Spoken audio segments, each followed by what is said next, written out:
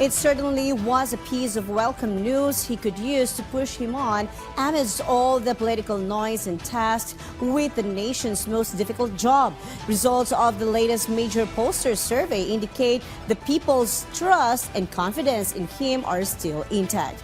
Our Harley Valbuena tells us more on the president getting his mojo back after seeing the latest Okta survey results. Well, it just validates that what we are doing, that people are beginning to understand what we have been trying to do for the last 2.5, almost 3 years. This is the reaction of President Ferdinand R. Marcos Jr. on the tugon ng masa survey of Okta Research, where he remains as the most trusted government official. In the survey, 6 out of 10 Filipinos, or 60%, said they firmly trust President Marcos Jr.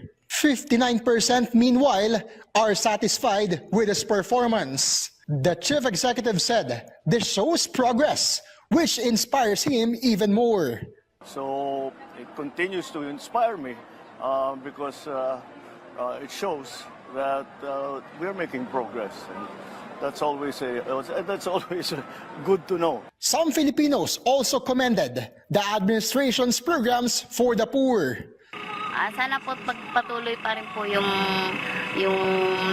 sa mga poor piece, yung ganun, dire-diretso lang po yung pagtulong tsaka sa DSWD para po matugunan din po namin yung mga paghihirap po namin para sa mga anak namin tsaka sa pag-aaral. Para sa akin po, siguro kung talagang matutuloy niya yung sinasabi niyang bababa yung per kilo ng bigas na sinasabi niyang umpisa pa lang naupo niya, sabi niya 20 pesos per kilo. Siguro malaking bagay po yung para sa mga mahihirap na katulad namin. Okta Research Fellow Dr. Guido David added, the survey proves majority of Filipinos are still happy with the leadership of President Marcos Jr. 60% of Filipinos trust the President Bongbong Marcos. Ayon sa mga sa mga tinanong natin sa mga kababayan natin, majority still trust and masaya, satisfied sa performance ng Pangulo. Moreover, Malacanang noted that despite the political noise and the attempts to discredit the government, Filipinos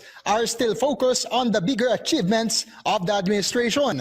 The palace therefore assured to enhance further the programs against hunger and poverty, such as the 20 pesos per kilo rice project, Walang Gutom program of DSWD, Pantawid Pamilyang Pilipino program or 4Ps, and feeding programs in schools. Dahil mahalaga po ang kapakanan ng taong bayan kay Pangulong Marcos, papaluwigin pa po ang mga programa para matugunan po ang mga isyu patungkol po sa kahirapan at kagutuman. From PTV, Harley Valbuena for Balitang Pambansa.